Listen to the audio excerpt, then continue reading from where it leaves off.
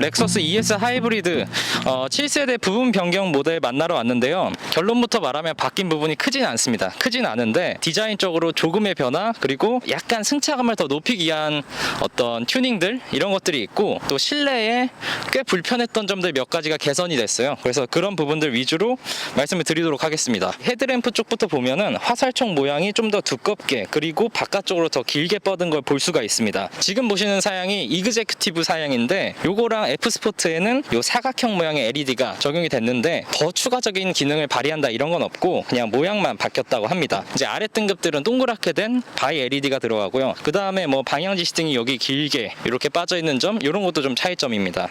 이쪽 부분은 다 동일해요. 동일하고 멀리서 보면 눈치를 못 채실 텐데 자세히 보면은 렉서스의 L을 형상화한 그릴 패턴이 디자인되어 있습니다. 그래서 전체적으로 봤을 때는 알아차기 힘들 만큼 변화가 적지만 조금 더 깔끔해지고 조금 더 잘생겨졌다, 이런 생각이 들기도 합니다. ES가 E세그먼트 세단이에요. BMW 5 시리즈, E클래스 등등등과 경쟁하는 중형급 세단입니다. 그래서 길이가 한 5m 정도, 휠베이스가 2800에서 900mm대가 되는 국산으로 치면은 그랜저급에 해당하는 모델입니다. 옆쪽에 변화는 거의 없고, 휠 사이즈만 좀 말씀을 드리면은 이그제큐티브, 그리고 이 아래 등급인 럭셔리 플러스 등급은 전부 다 18인치가 들어가고요. F스포트 모델은 19인치가 들어갑니다. 그래서 그 정도 차이가 있다는 점. 그리고 이제 추가적으로 서스펜션 부분에 진동을 더 흡수시킬 수 있는 그런 댐퍼를 달았다고 해요. 이그제큐티브랑 F스포트 두 가지에만 들어가기 때문에 미러 짐작해보면 승차감이 조금 더 좋아지지 않았을까, 이런 생각이 듭니다. 뒤쪽은 똑같습니다. 예, 정말 똑같습니다. 제가 사진을 비교를 해봤는데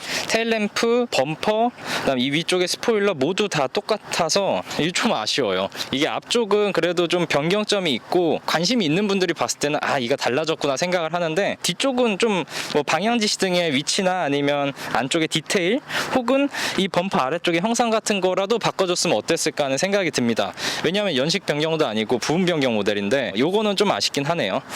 그리고 트렁크는 굉장히 넓습니다. 이 정도면은 이 세그먼트를 둘러봤을 때도 굉장히 넓은 편이고 높이도 꽤나 높아서 큰 짐 넣기에도 괜찮아요. 폴딩은 안 됩니다. 폴딩이 안 되는 이유 중에 하나가 2열 등받이 쪽에 강성을 더해주는 어떤 V 형상의 바가 위치를 하거든요. 이 형제차라고도 불리고 있는 토요타 아발론과 비교했을 때 아발론은 그쪽에 지지대가 없고 폴딩이 가능합니다. 비록 폴딩을 통해서 큰 짐을 넣을 수는 없지만 강성 확보나 MVH 면에서 조금 더 탑승객을 위해 노력을 했다라는 걸 볼 수가 있습니다. 중앙 인포테인먼트 시스템이 가장 큰 차이점이라고 할 수 있는데요. 크기는 동일한데 터치가 됩니다. 드디어. 이전에 이제 21년형 모델까지는 터치가 안 됐었어요. 안전을 위해서다라고 아무리 포장을 해도 굉장히 불편했거든요. 그리고 이제 이 터치 패널 자체를 승객 쪽으로 한 11cm 정도 당겼어요. 이제는 좀 더 가까워져서 터치하기 쉽도록 이렇게 좀 바뀌었습니다. 근데 베젤이 워낙 크기 때문에 경쟁 모델들로 꼽히는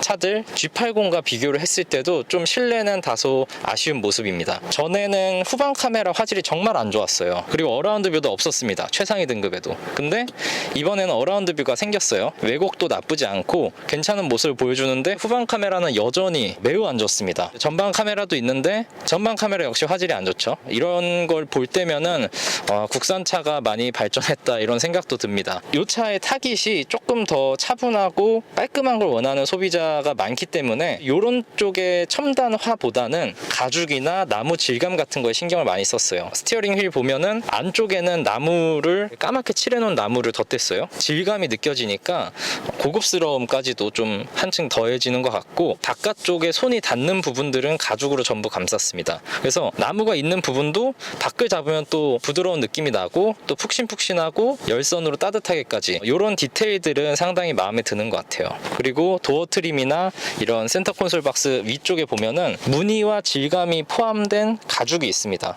이거는 제가 전에도 많이 얘기를 했었던 부분인데 이런 가죽을 쓰는 브랜드는 없습니다. 질감도 살아있고 무늬도 살아있는 이런 고급스러운 가죽이 썼다는 점은 ES의 가장 큰 장점이 아닐까 싶습니다. 다른 부분들에서 크게 사양이 바뀌었 바뀐 건 없고 뭐 이전에도 들어왔던 마크 레빈슨 오디오나 주행 보조 장치들, 그리고 조금 더 강화된 안전 장치가 신형 ES의 특징이다라고 보시면 되겠습니다. 뒷좌석 공간은 넓습니다.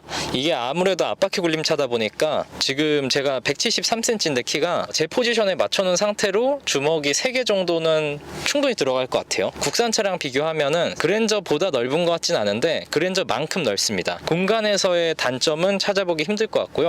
센터 터널도 적당히 낮고 머리 공간도 여유가 있습니다. 뒷좌석의 편의 장비를 조금 보면 센터 암레스트가 커다랗죠. 이제 에어컨 시스템은 3존으로 운영이 되고요. 차양막 같은 경우는 뒤에는 전동식으로 되고요. 옆쪽은 다 이렇게 수동으로 여닫을 수가 있습니다. 열선까지는 다 있고 앞좌석은 통풍까지 있습니다. USB 포트 뒤에는 C타입 2개, 앞에는 AB 타입 2개 이렇게 위치를 하고 있습니다. 가장 큰 아쉬움은 아무래도 파노라마 선루프가 없다는 점일 것 같아요. 렉서스에서는 이거를 이제 문루프라고 하는데 달을 보기에는 매우 좁습니다. 그리고 뒷좌석에서는 거의 안 보이기 때문에 개방감이 떨어지는 면은 있습니다. 외모가 달라진 게 별로 없죠. 그것만큼이나 주행하는 느낌도 전과 비슷합니다. 파워트레인은 동일합니다. 178마력짜리 2.5리터 가솔린 엔진이고 거기에 이제 모터를 얹어서 합산 출력 218마력. 그래서 요 정도 차체에 한 1700km 정도 되는 차를 끌기에는 굉장히 충분한 수치고 1년 전쯤에 21년형 ES를 탔는데 그때랑 비교했을 때 왠지 모르게 가속감이 조금 더 좋아진 그런 느낌도 들긴 합니다만 공차 중량의 변화 정도로 좀 달라졌을 수는 있어요. 토요타, 렉서스 그리고 일본 브랜드들이 잘하고 있는 이 하이브리드 차이기 때문에 변속할 때의 느낌, 엔진이 켜지고 꺼질 때의 느낌, 그리고 브레이크의 이질감, 이런 것들은 역시나 이번 ES도 만족스러운 모습을 보여주고 있고요. 브레이크의 성능이나 밟았을 때의 감도 같은 것도 마일드하게 그리고 균일하게 밟히는 느낌이 상당히 운전하기가 편합니다. 그리고 이제 승차감이 전과 비슷하게 부드러워요. 캠리랑 조금 비슷한 정도의 수준이다라고 생각하시면 되고, 형제차로 불리는 아발론이랑 비교를 하면 조금 더 부드럽습니다. 21년형 ES랑 비교를 해보면 조금 출렁거림이 줄어든 느낌은 있어요. 큰 요철을 넘을 때, 방지턱이나 맨홀 이런 것들을 넘을 때 조금 더 차체가 뒤뚱거리지 않고 한 번 더 잡아주는 느낌이 있는데, 그거는 아마 제가 타고 있는 이그제큐티브 모델에 들어간 퍼포먼스 댐퍼가 조금 역할을 했을 수 있습니다. 방지턱 같은 걸 넘을 때 대응 능력이 좋다, 이전에도 좋았지만 조금 더 탄탄해진 느낌이 든다, 뭐 이런 정도의 차이가 있고, 기본적으로 차가 부드럽기 때문에 뭐 어떤 요철을 넘더라도 충격을 너무 전달한다던가 이런 부분은 없습니다. 애초에 핸들링 느낌도 굉장히 부드러워요. 날이 서 있지 않고, 나쁘게 말하면 날카롭지 않은 건데, 이 차를 타는 고객층을 생각해보면 충분히 괜찮은 편이다 라고 볼 수 있겠습니다. 그리고 지금 제가 테스트를 하느냐고 이제 가속도 해보고 고속으로 달려보고 했는데 현재 연비도 한 18km 이상 나오고 있어요. 이 차가 지금 공인 연비는 17.2km거든요 연비의 변화는 없습니다. 21년형 모델과 동일한데, 이게 그래도 굉장히 큰 장점이라고 보는 게, 예를 들어서 이 차랑 크기가 비슷하고 공차 중량도 비슷하고 같은 2.5리터 엔진, 이 정도 크기를 사용하는 현대 그랜저 하이브리드랑 비교를 해보면, 그랜저 하이브리드는 18인치 타이어를 끼웠을 때 15km 정도밖에 안 나와요, 공인 연비가. 그러니까 개선된 연비는 아니지만 이미 충분히 좋다, 뭐 이렇게 평가를 할 수 있겠습니다. 그리고 실연비 자체도 굉장히 높기 때문에 연비 면에서는 역시나 유명한 토요타 렉서스 하이브리드답게 잘 나오고 있고요. 이렇게 높은 연비를 낼 수 있는 이유 중 하나는 토요타 렉서스가 쓰고 있는 하이브리드 시스템에 있습니다.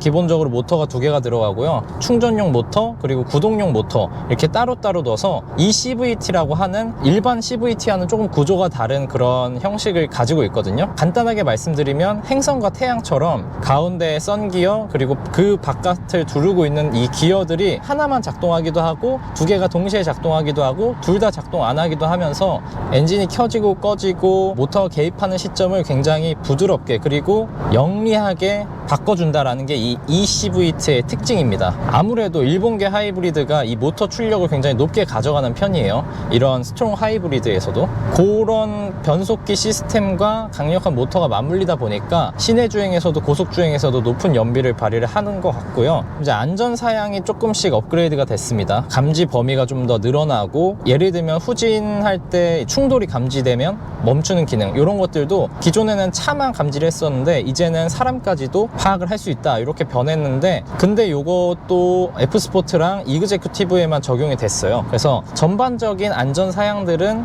모든 트림이 다 업그레이드가 됐지만 후진할 때 사람 감지하는 요런 시스템들은 아쉽게도 상위 트림에만 들어갔다, 이렇게 보시면 되겠습니다. 그리고 아까 말씀드렸던 그 댐퍼 있죠, 추가된 댐퍼, 그 퍼포먼스 댐퍼라고 부르는데 요것도 F스포트랑 가장 최상위 이그제큐티브에만 들어갔기 때문에 아마 아래 등급의 모델은 21년형 ES와 동일할 것으로 추측은 됩니다. 그리고 F스포트 모델에는 전자대여 댐퍼가 있어요. 스포츠 모드로 가면 좀 더 단단해지고 롤을 억제해주고 이런 기능들이 있는데, 그 전자제어 댐퍼는 이 모델에는 없습니다. F스포트에만 있고, 그래서 F스포트 모델은 가격이 7천만 원대를 넘어가죠. 그리고 이제 ADAS 기능들, 이 차간거리 조절되는 어댑티브 크루즈 컨트롤, 곡선로에서 자동으로 감속하는 기능까지 추가가 됐고요. 그 다음에 차선 유지 기능, 이런 것들을 실제로 사용해 보면은 작동 굉장히 잘합니다. 차선 유지도 잘 해주고, 아주 마음 놓고 쓸 정도는 아니어도 확실히 운전자를 보조할 만큼의 믿음은 갖고 있다. 예, 괜찮습니다. 운전 보조 시스템 괜찮고, 제일 중요한 건 사실 가격이죠. 지금 보시는 모델이 이그제큐티브이기 때문에 6,800만 원대의 가격을 가지고 있습니다. 이전과 비교하면 한 1,200 정도 올랐어요. 아무래도 좀 사양이 개선되다 보니까 가격이 올랐는데, 가장 낮은 트림인 럭셔리, 요 모델 같은 경우는 6,200만 원 정도거든요. 조금 합리적인 가격에 ES를 구매하고 싶다 하시는 분들은 럭셔리 트림도 괜찮을 것 같아요. 근데 이제 옵션의 차이가 좀 아무래도 꽤 있다 보니까 좀 풍부한 옵션을 원하신다 하면은 지금 보시는 이그제큐티브 모델 추천드리고요. F스포트는 7,100만 원으로 가장 비쌉니다. 이 가격대면은 사실 E클래스랑 5시리즈랑을 전부 다 살 수 있는 가격대죠. 특히 이제 E클래스나 5시리즈는 뭐 A6도 마찬가지고 이 할인율이 아무래도 높습니다. 가격표 자체는 훨씬 비싸지만 실구매가는 또 완전 겹친다라고 볼 수가 있거든요. 얼마 전에 영상 업로드했던 530 이 모델과도 사실 거의 가격이 겹쳐요. 이 차가 나에게 맞는 성향인지를 좀 파악을 하신 다음에 구매를 하시는 걸 추천드립니다.